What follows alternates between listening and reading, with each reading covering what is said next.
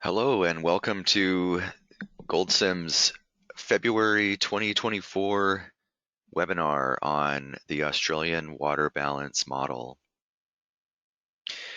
Today I will be first describing the functionality of the model, followed by talking about the recent updates. Well, they're not all recent. There have been updates made to this model over the last couple of years since the last time that I presented on this model. So it's due time for another presentation on this, especially if you're developing models that use this or maybe considering it. Um, so I'll just go ahead and dive right into this model. This model is all developed in GoldSim and is replicating functionality of a tool that was built some time ago and is documented in a if you go to this model and actually it's up one level. Sorry about that. If you go to this model at the very top level, you can see over here there's a link to the paper that is authored by the creator of this model, Walter Boughton. Hopefully I'm pronouncing that correctly. Um, this tool is, or this model is also built in other tools, one of which is a web tool hosted in Australia called eWater.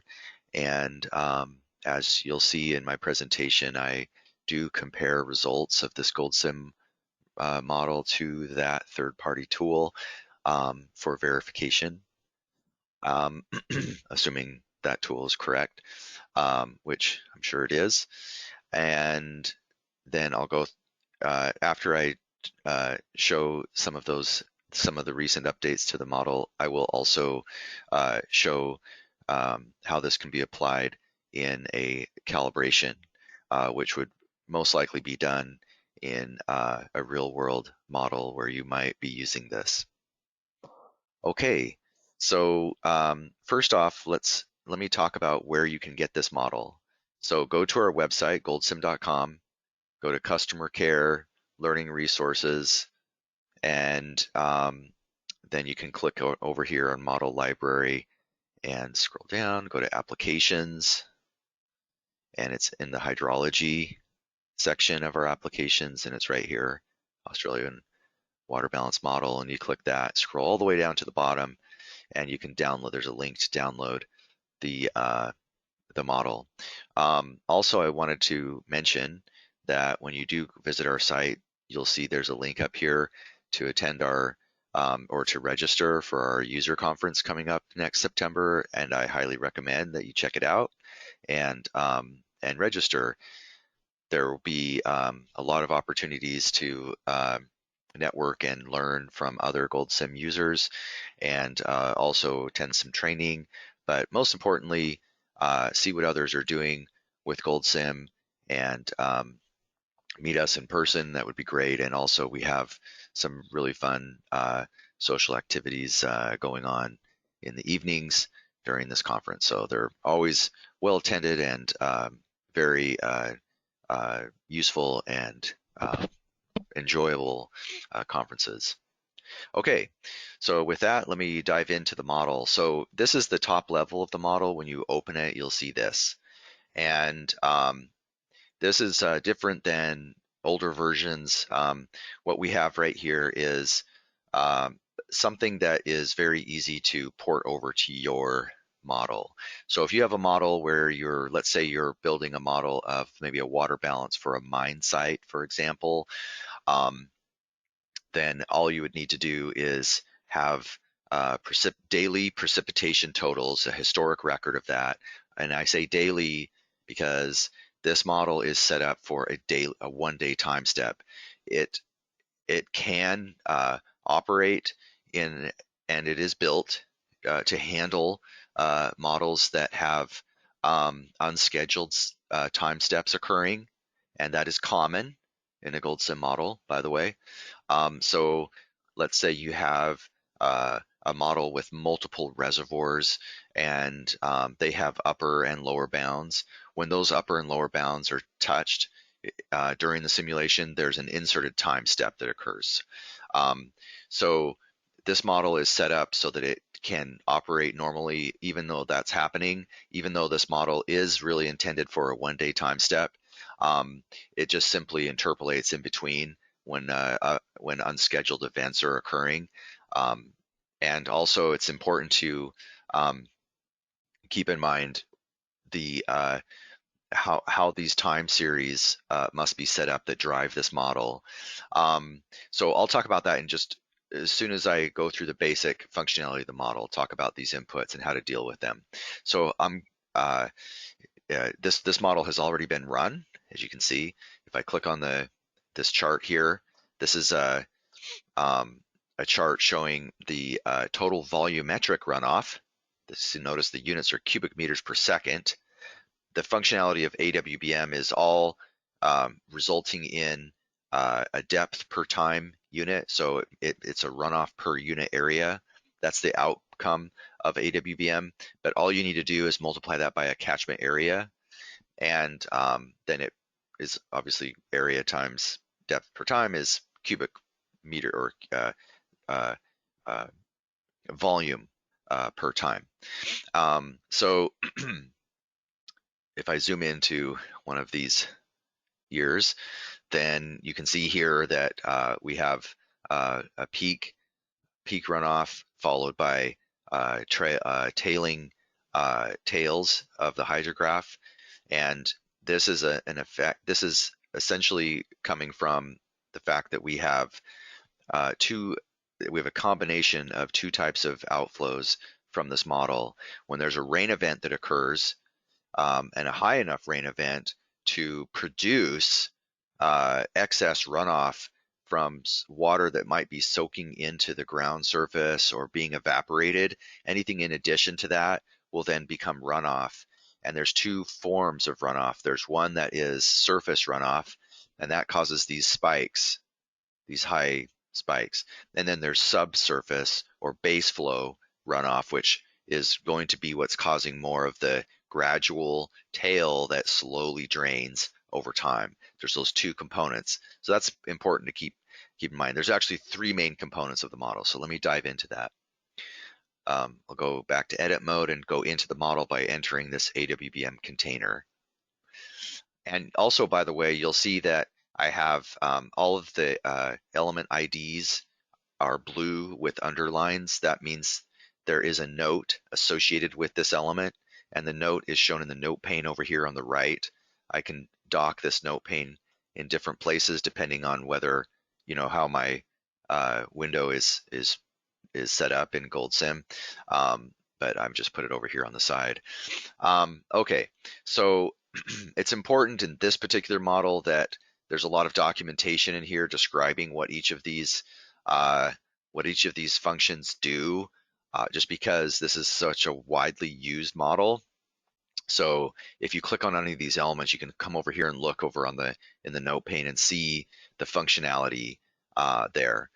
Okay, so this view right here, I'm back up here under model on AWBM in the AWBM container. This is the main functionality right here. And you probably noticed on our website when I showed you where you can download this model from, there was a diagram showing this. It's essentially mapped to the diagram. This is the schematic diagram of how the system works. So what we have coming into the system or affecting the system, this is essentially the main driver. There's some input parameters that I'll talk about later, but the main drivers of this model are precipitation, and it's called potential ET, potential evapotranspiration, meaning that there's the evapotranspiration might exceed what it can remove from the surface of our catchment. When I say surface of the catchment, I'm talking about the ground surface, the soil and the vegetation throughout the catchment, and all of its surface variability all lumped into a single point. And sometimes ET will exceed what it can pull out of the surface, and so it's called potential. So precip is an inflow, and then we're trying to remove ET. Notice the arrows are pointing this way. This is because this is an influence line indicating that the subsurface stores, or the surface, sorry, not sub, the surface stores are a function of precip and ET. So these are affecting what's going on in the surface stores. And these are just pointing to our time series. That's all they do. If I open this expression up, you can see here it's just pointing to it. This refers to the time series, the precipitation time series. Okay, so we link to a time series, and that's all you would need to do. If you copied and pasted this model into your model, you would just need to make sure that you link this to your time series. Maybe it's a different name. You would just change the name here. Alternatively, if I go to the top level, you could just copy and paste your precip data directly into this time series element simply by opening the time series, going to edit data, and just pasting it in here. And you can also, of course, link this to an Excel spreadsheet by changing the data source here. Okay, so that's how we get the precipitation and the evapotranspiration data into this model. And then it comes into the surface stores. The surface stores do some things I'll talk about here in a bit, and we come up with an overflow. What that means is we have water that lands on the surface, let's say on vegetation and on the soil, and if it's very dry and it's a very small storm event, then it could be that everything just gets soaked up, or all the rain just gets soaked up, and there's no runoff. We can model that with this model, and therefore there'd be zero flows coming out of the surface stores. If the precipitation is high enough and it exceeds that threshold of moisture capacity and then begins to overflow, then we start to have flow coming into the splitter, and the splitter's job is to essentially assign a portion of that overflow to base flow, and the remainder then goes to surface flow. And we have an input parameter to define how much that is split. If you open up the splitter, you'll see here, this is the overflow coming from the surface stores. That's the amount coming in. And then we have an amount to base flow based on just a fractional, this is just a number between 0 and 1. It's called BFI. It's one of the inputs to the model. And that will assign how much of the overflow goes to base flow, while the remaining fraction is assigned to surface flows. And these are just reservoir elements. The base flow runoff and the surface runoff, they're just reservoir elements. All we do is we bring in from the splitter how much of the overflow comes to base flow. That's the rate of change on the addition side. So it's accumulating, right? It's adding to our base flow runoff. And then our outflow is a little bit of looks like a complicated equation, but it's really not. It's just a recession flow. And I'm going to just highlight the part that's the main driver here, which is a recession constant called KB. And we do the 1 minus the recession constant, but essentially just think of it as a recession constant multiplied by the amount being stored currently. So remember, this name base flow runoff is the name of this element itself. It's the reservoir amount. So whatever amount is stored, we're going to multiply it by a recession constant. Let's say the recession constant is 0.9. So 1 minus 0.9, that's going to be 0.1 multiplied by the amount that's in there. So you can imagine as base flow runoff amount increases over time, then correspondingly our withdrawal rate will also increase. But if we have a KB of 0.9, that turns into this value of 0.1 multiplied, then it will correspondingly increase, but at a small fraction. And that's because it's a small fraction, if you use a KB factor recession constant for base flow of a high value close to 1, which is appropriate, by the way, then you're going to see very long, drawn out very much attenuated hydrograph responses here in the base flow. So we have these other parts of the equation here to make sure of certain things. So first of all, there could be situations where you have very, very small amounts remaining in the base flow. So small that it's not even realistic anymore to be calculating a withdrawal. And we do this because it avoids because we're using a recession flow, there's times where you can, when you have a very long dry period, this amount stored in this element can become very, very small, to the point of being ridiculously small mathematically. And it's just a fact of how the math goes. So what we do is we put a little if statement in here that says, well, hold on, if the value is very small, unrealistically small, let's just go ahead and just remove whatever's left and say that's just going to head downstream. And so that's why we say if the base flow runoff is greater than 0.05 millimeters, which is a very small amount, then we're going to continue forward with this equation. Otherwise, just take whatever's in there, and that's this part right here, the max. That's this part right here. Just take whatever is remaining for the day, just remove that over the period of a day, and it will just cause this amount to just return to zero. Okay, so that's being done in both the surface and the base flow. Both of these operate exactly the same way. If I go to the surface runoff, you'll see it's the same exact thing. We have the splitter flow coming from the splitter here to the surface. That's the fraction to surface that's coming in, and then the same equation except for the K factor here, this recession constant is Ks. It's a different number. It's usually, well, it should be a smaller number than Kb, because a smaller number here would then create a more of a spike in, or a faster response that more closely mimics the overflow or the excess rainfall coming in, and this is what causes the spikes in the flow. So it's a very fast response and it draws down very fast. In fact, a good way to visualize the comparison of these two is just to create a simple chart that compares the base flow. So I'm just going to look at the runoff of the base flow, withdrawal rate from the base flow, and then the surface runoff withdrawal. And these are long names, so I'll just go ahead and change the label here, like that. Oh, we might want to compare this all to the total. So I'll go ahead and add the total. There's the runoff rate, and then I'll make this black, maybe a little bit thicker.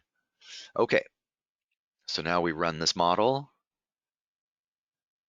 and I'll zoom in. There's a lot going on here. Zoom in. Okay, so now what you can see is the blue and the red being the base flow, the blue being the surface runoff. And you can see the combination of those two. This is the effect of having a different recession constant. That's the only difference between these two outputs, as the red line is using a very large recession constant and the blue is using a smaller recession constant. So it's essentially the recession flow is on the base flow end, we're just removing a small portion of its amount on every time step. Therefore, it takes a long time to drain it. And that's how you create these long drawn out tails of the hydrograph when we add these two together. So hopefully that makes sense on the as far as surface and base flow. The more complicated part of this model is the surface stores. So let's go in there. In the surface stores, we have all of these calculations going on to keep track of an amount of water as measured as a depth in multiple buckets. And there's a visualization here. If we go to the parameters of the model, there's a visualization of these buckets right here. So imagine, and now the default in AWBM is to have 3 buckets. It does talk about in the documentation how, in theory, you could have more buckets, to get closer to a more realistic curve of overflow or excess rainfall. But for a daily time step model, it's just too much information. It's not necessary. And it's also more difficult to calibrate the model with more of these parameters. But essentially what this does is it enables us to mimic a situation where we have a nonlinear response of overflows or excess rainfall coming when we have rain of different quantities falling on the earth or falling on our catchment. So for example, let's say we have a very long dry period. Everything is just totally dry, and we have 60 millimeters of rain that falls on the surface of the catchment. If our first bucket, that's represented here as the smallest little container right here, if our first bucket has a C value, that's the capacity of the bucket, has a C value of 60 millimeters. What that means is when we run the model is everything will stay in that bucket, right? Because it's 60 millimeters of depth, that's how much rain fell. And the other 2 buckets will also fill up with 60 millimeters. They don't cascade into one another. The rain falls directly onto all 3 of those buckets at once. But the point is that we will see 0 runoff because the bucket did not overflow. None of these buckets overflowed. And in this chart over here on the right, you can see that it doesn't show any values, but just imagine that the rainfall is on the x-axis and we hit 60 millimeters right at the beginning of this where it says C1. You can see that this line, this curved black line, that's the runoff. We get 0 runoff up until the 60 millimeter point. Once we start exceeding 60 millimeters, then you'll start to see runoff occurring because one or more of the buckets is overflowing. Now, the reason I brought up this example is because some of you might be wondering, how do I know what the capacities of these buckets should be? Some of this is calibration that you can do to find out, but another part of this is by analyzing the rainfall runoff response if you can. If you have measured data, you can do some analyses to estimate these buckets. So for example, and this is all described in the documentation that I mentioned at the beginning. I'm not going to go fully into it, but let me just describe this example of this first bucket. If you have measured runoff and rainfall, then what you can do is you can look at multiple rain events that occur right after a long dry period. And then what you can look at is how much rain does it take for us to start to see a runoff event after the rain starts falling after a dry period. And that number, you should see a number that is fairly consistent over multiple events, and that would be a good estimate for your first bucket. Okay, so these bucket sizes, I mentioned a value of C1, C2, C3. Those are entered here where it says C. So if I open up this element, this is called the depth capacity of the surface stores, and it's a vector. This is a data vector. You can see right here it says type vector surface stores. This is a way to represent the kind of nonlinear response to how the rain falls onto your catchment that has spatial variability within it. The catchment is not just a continuous. It's obviously it's more complex. There's things going on within your catchment that vary throughout its area, and so we put these three buckets in to kind of represent that complexity and conceptualize it. But if you click on edit data, you'll see the values that are put in here. Notice they start small and get larger. That is recommended. That's the way that it's set up by and that's the way that it's always been modeled, and it just makes the most sense to have, starting at the smallest, work your way up as you go down. Because they are not interacting with each other, it really doesn't matter, but I would say just do it that way just to kind of keep things consistent with the way the model's always been run, but it really doesn't matter. But the point is that you have 3 different sizes to create this kind of this nonlinear response of runoff and rainfall that is more realistic of what actually occurs out there. And again, these numbers can be adjusted during a calibration.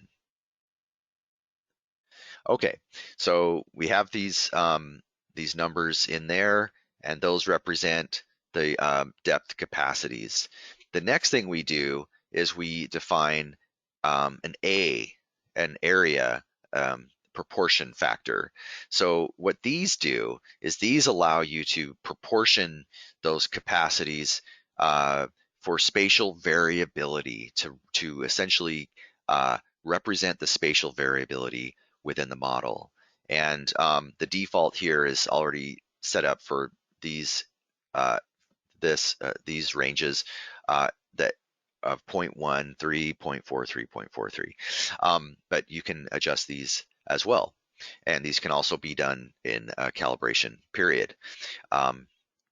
Typically, you won't be changing these too much, I wouldn't think, but yeah, you could set these up to all be equal sizes. So they'd all be 0.33, 0.33, and then the last one has to be 0.34. The point is all of these together must add up to 1. If they don't, then we'll have an error in the model, and so there's an interrupt set up here to issue an error message if these don't add up to 1. Now we could do this with math. That's how the model was originally set up. It was set up with 3 different elements, well, 2 elements, and then an expression that just said 1 minus these 2 added is the last one. So you could do something like that just to avoid having to have this interrupt element. Just make the third one an expression. But I just did it this way because it's just simpler. And it's not that hard to make sure that these numbers add up to 1. And it's probably going to be a set of numbers that you'll never change after you get them set. So it's just as easy to have it be set up as a vector. Okay, so these 2 numbers are then multiplied, and I'll show you where.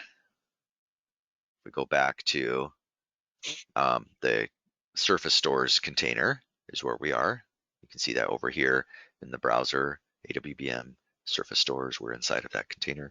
We have this thing called capacity. And so we're essentially just multiplying A times C to get our area proportions multiplied by the storage capacity vector.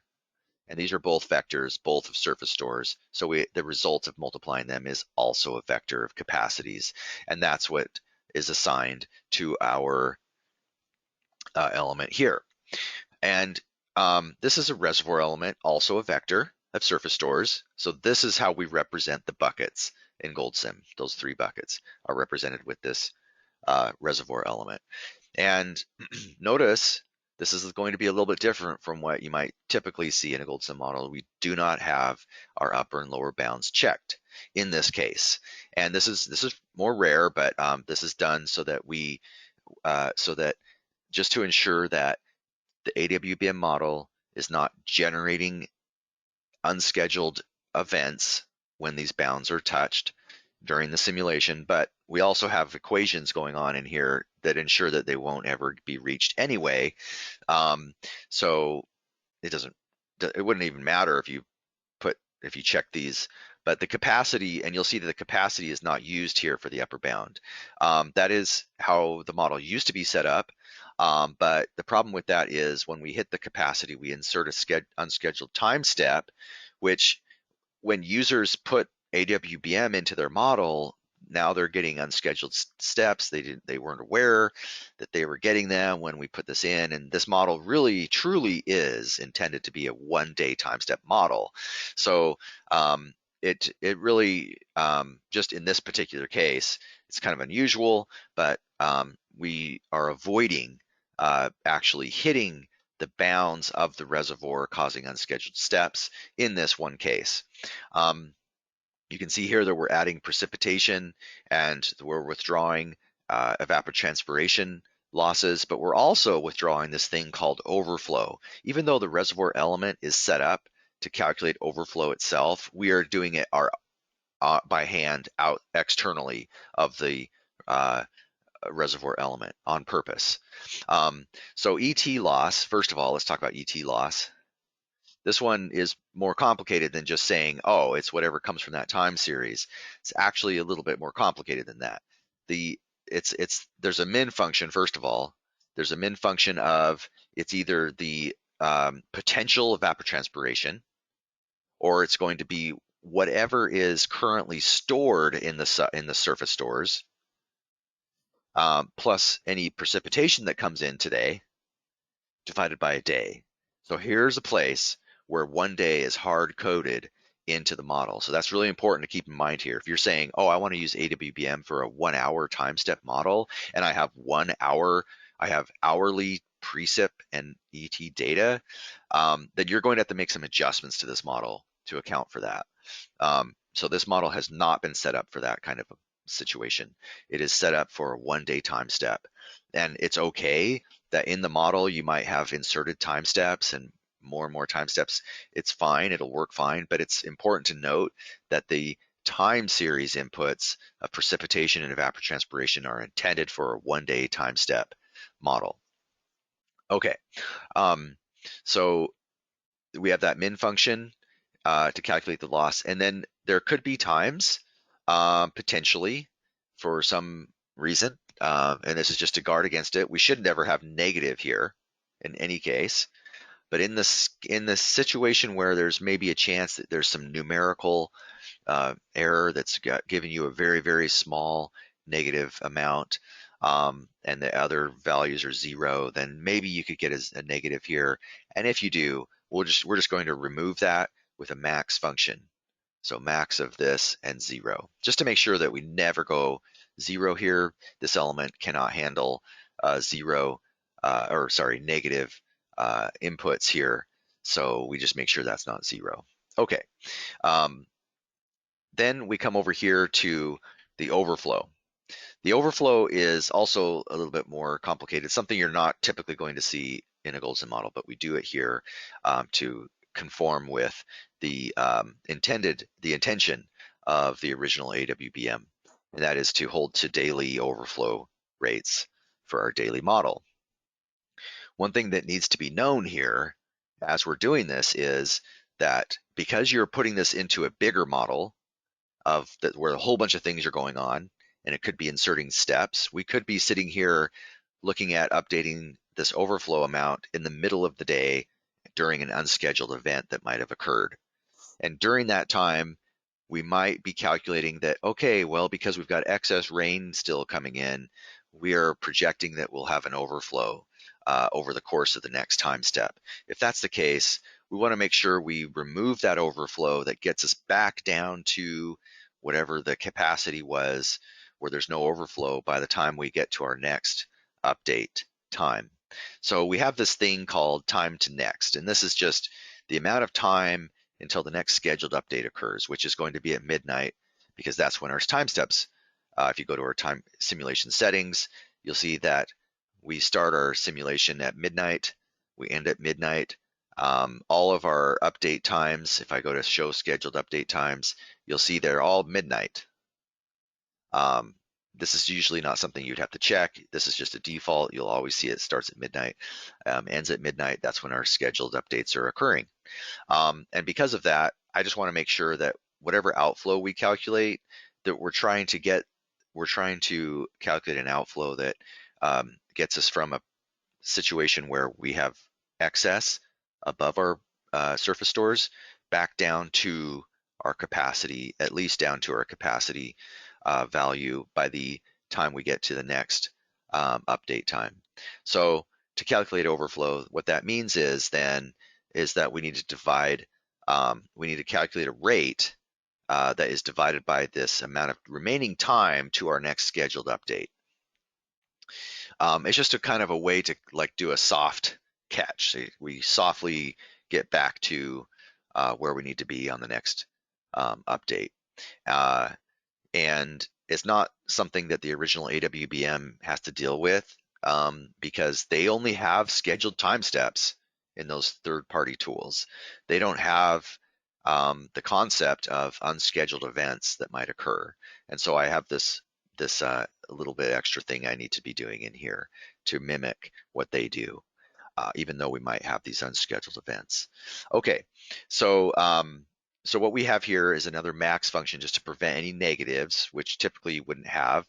Well, in this case, we would, because we have this equation right here, which is we're comparing the current amount in our surface stores to the capacity. And this is done on a term by term basis for all the subsurface stores. Now remember, we have 3 surface stores, so we're doing this calculation 3 times. All of these variable names in here are also vectors of surface stores. So there's 3 of these on all cases except for this one. Okay, so we have an amount for all the surface stores that we're currently calculating, and there's a chance that that amount could be greater than the capacity because we've got rain that's coming in and it's accumulated up, and if that's the case, we need to go ahead and remove that, and that would turn out to be a positive number here, right, if the amount exceeds the capacity. In addition, we want to anticipate what flow is still coming in over the course of this next update time. So we add those 2 things together and we come up with the total overflow that would need to be occurring. Now again, these are not things you typically need to do in a GoldSim model. This is something you might do in a spreadsheet model, but typically in a GoldSim model, the reservoir element will handle all of this for you. It handles all of overflow situations like this. It just immediately removes anything regardless of what's coming in. You don't have to worry about these kinds of calculations. So if you find yourself doing these kinds of things in your models, where you're modeling reservoirs, you should take note that, oh, wait a second, I learned in this webinar that we don't need to be doing this kind of thing. This is above and beyond what we should be doing. But only in cases like this where we're trying to mimic another type of tool that doesn't deal with unscheduled events would we need to be doing this. Okay, somebody asked real quick, just to take one more minute on time to next element. If time to next was not included, would we potentially overestimate the overflow component? I think I follow, but the math, okay, yeah, good question. What was happening here is when we had unscheduled events occurring, we were not matching exactly what the third-party tool was doing because they did not have unscheduled events occurring. But essentially, if we go here to the time to next, okay, so I'm guessing you understand what time to next is. It's the amount of time from right now, wherever we are in the model, to the next to the next time that we update, and that would be at midnight on the next scheduled event. And now we could have additional unforeseen unscheduled events between now and then too, but that's okay. The point is that we maintain the calculation of overflow correctly. That's going to essentially project us and get us to the point we want to be, which is back down below the capacity, back to capacity by the time we get to the final update. It's a way to just ensure that we get to that point. Yeah, and so you're asking, well, what if we didn't do that? What if we just said what if we just said 1 day right here? Well, imagine that okay, so we have 1 day right there, right? And imagine that we're about 1 second away from midnight on the next update. There's only 1 second left, but we divide it by 1 day, when in reality, we have a lot of amount accumulating above our capacity, and we divide it by 1 day, then we will undershoot. We will have a smaller overflow rate, and there's a chance that then what will happen here is we will be above our capacity at the next update potentially. So I hope that makes sense. Okay, good. Somebody said, why do we need to calculate overflow if we could? Yeah. Okay, we don't need to. We don't need to. We could have this reservoir element. We could check a box here, upper bound, put the capacity in there, and it would be fine. It would calculate overflow. And in fact, you could come over here to the simulation settings and you could go to the advanced and you could uncheck this thing right here, allow unscheduled updates, and then everything would just be on a daily time step and it would work beautifully. So yes, you could do that. That's the old way of using AWBM. However, it turns out that a lot of users, um, they want unscheduled events. Sometimes these are very useful. Unscheduled updates allow you to simulate random events that might occur through time. It's a way to simulate closer to reality, closer to simulating real time things that might be occurring. And so it's potentially very useful. It's also useful to kind of decouple your time step from the model. And so in a water balance model, it's possible to build your logic in a way that it doesn't matter what your time step is, you will still get this pretty much the same answer or close to it. Obviously, with smaller time steps, you get more refined results with things, but refined responses, especially with integration. But the point is that you don't have to couple your time step length with your outcomes. So, so for example, you might have a control logic for, let's say, turning a pump on and off. A lot of times it's possible to create an equation in your model that couples the time step with your control logic. So you could say, we don't need to get too far into it, but just know that it's very easy to get into a situation where the rate at which you're turning a pump on and off is dependent on your time step length.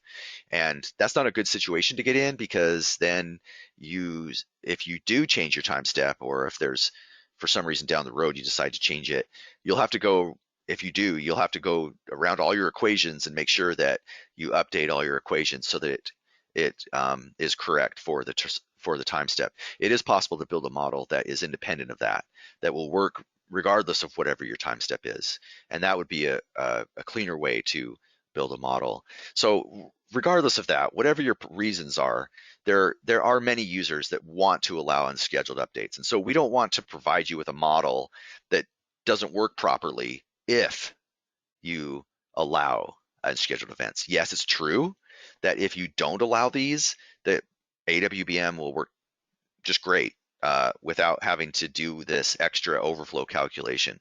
But I just want you to know that now the way this is built, it doesn't matter which way you have this checked. If you have this checked on or off, it doesn't matter.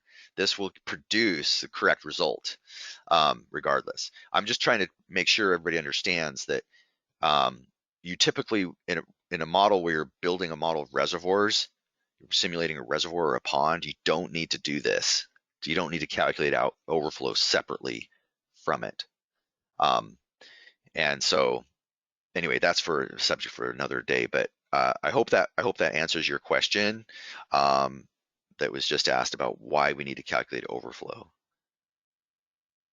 So that's why in this case. So the overflow is from the 3 buckets. So that's going to be a vector of 3 overflows.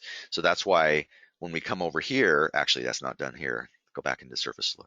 That's why over here we have this additional expression that just sums. It sums the 3 overflows using a sum vector expression, sums the 3 overflows so that it's now a scalar output.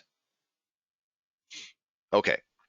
So since now we see how one more thing to visualize this. Let's create a chart that might be helpful. Let's create a chart that looks at the amounts.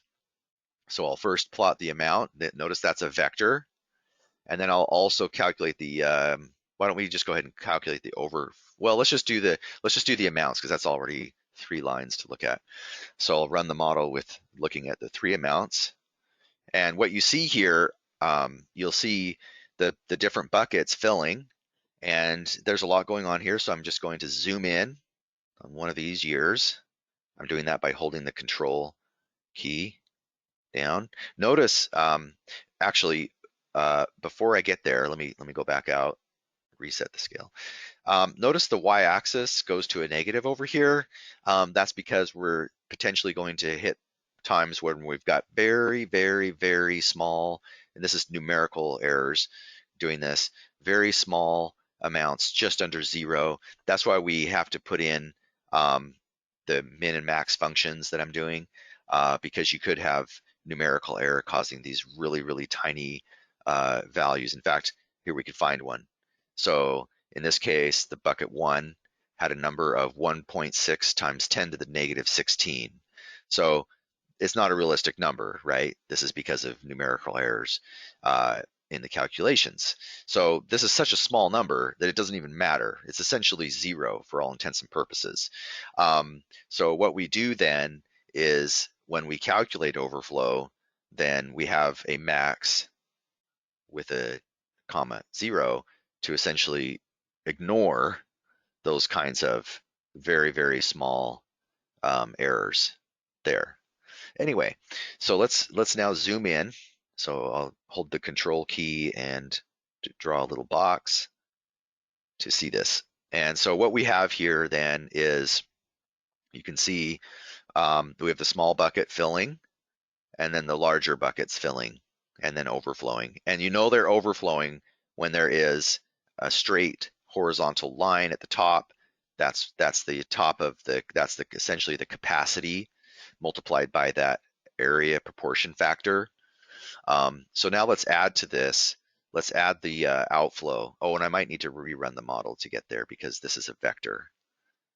So vectors, when when you right click and you select time history result, if it's a vector output, it's not going to provide you by default the outputs unless it's already being charted somewhere. It looks like in this case it is showing time histories. We do have it available, but most of the time you would have to rerun the model to get to that output. Okay, it turns out we already have those saved, so now we can zoom in. Now it's getting a little bit more complicated. That's okay. The first thing I want to do though is put the y-axis, set it at 0 so that when I zoom in it makes more sense. It's still way too much data to visualize, so let me zoom in here. Okay, it's still going to be hard to look at because the colors are the same between these two vectors. But if I zoom in a little bit more, then so what you'll see here is, and unfortunately they're the same color, so I would have to link them individually. But if I highlight over one, you see this is the overflow that's going to be occurring because we're hitting the capacity. And then over here, the green line, this shows, if I hover over it, this shows an overflow occurring for this bucket, and you can see it's hitting the capacity. So that's how those are calculated. And yeah, so okay. Then the next thing I want to show now is how this model output is compared to the third-party tool. Okay, so now let me open up that model.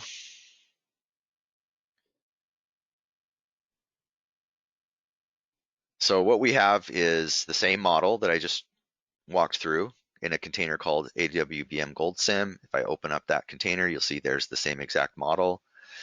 And then we have this tool from RRL Toolkit, and you can read about that if you click on this verification container.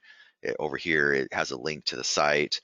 It also has in here the model inputs I used to do the comparison between these two. So make sure that you set up these values appropriately. And then when you run the model, you'll get an error if they don't compare exactly on every time step. So the way I compare them is I just have the runoff from this model, runoff from this model. If you look at a chart, you can see that the lines are essentially on top of each other. Very small differences between the two. And you can also look at the table view of the data there. But this is essentially a way to make sure that they're the same, and essentially, verify AWBM before you run the model. So you can go ahead and do the same thing if you want. You could go to a different site.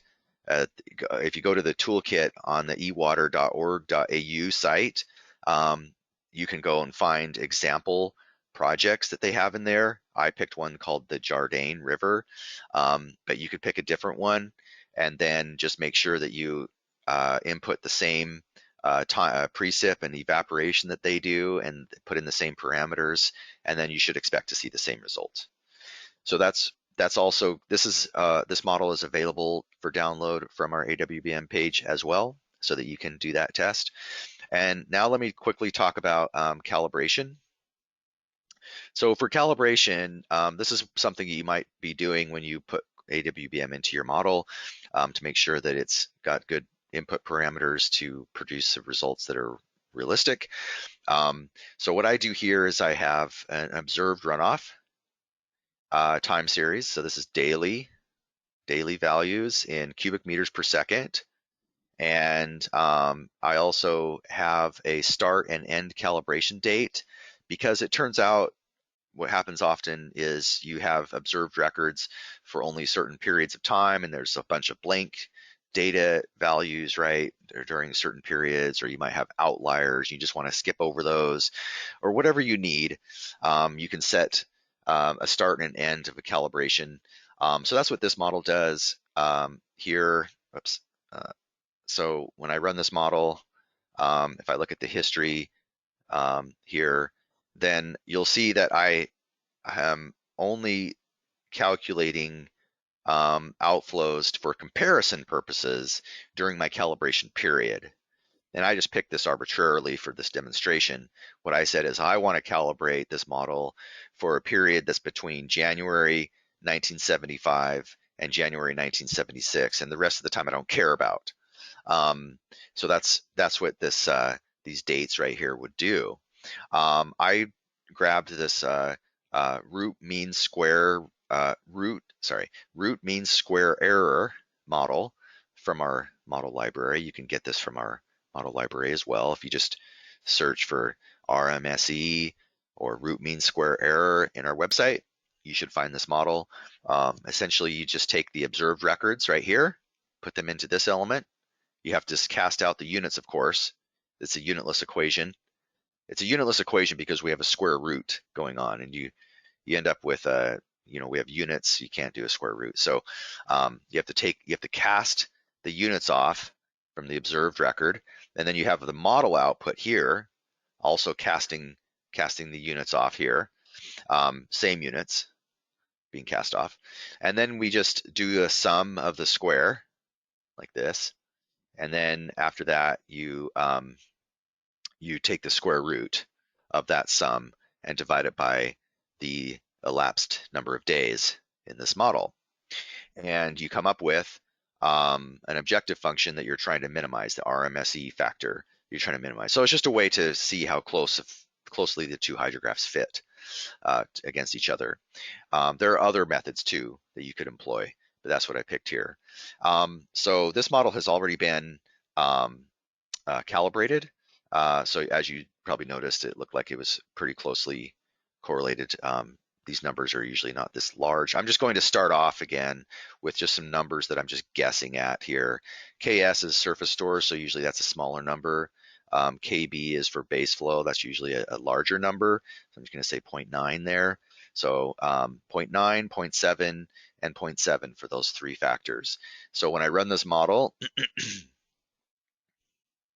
what we see here is that we've got a difference between calculated and observed during that period. And so then what we can do is we can employ optimization. And then in the optimization routine, what I mentioned earlier on the RMSE value is we want to try to make that number smaller. So we're going to minimize the RMSE. So that's what I did, is I just linked to in the RMSE. I called this objective function just because that's what it's called in the, for when you're doing optimization. Our objective is to minimize RMSE, right? That's what this is called. That's the RMSE output. And then I have optimization variables. Now I did not include the the area proportion factor or the capacity values in this objective function. Oops, that's something else. Okay, so yeah, so we have these three optimization variables. If you look at each one, there's going to be a lower bound and an upper bound of possibilities for this factor, and then an initial starting value. And same thing with KB. And I think I'll just put the number that I currently assign to it, 0.7. KB and then KS has a lower and an upper. And then we just hit optimize. And what it will do is it will just go and start picking numbers and try to get closer and closer to its objective as it continues to pick different numbers for these different factors. And somebody asked, can you use optimization for more than one realization? So if you're trying to, let's say you're trying to do let's say this model is a Monte Carlo simulation where it runs 100 realizations, and you want to minimize the average RMSE, right, of all those runs, then you would want to put the model in a submodel and have the Monte Carlo run do 100 realizations inside in a submodel and output the average of all of those. And then on the outside, you'd do the optimization. So yeah, you can, but you'd have to do a submodel for that. Okay, so when I close the optimization, I have the option to copy those optimized values that it came up with into the element definitions. That's what I want to do. So when I clicked yes there, what that does is when I go to, oops, oh, when I go to, sorry, I keep clicking on that thing. Okay, when I go in here, you can see here now it's set those numbers based on the optimization run right there.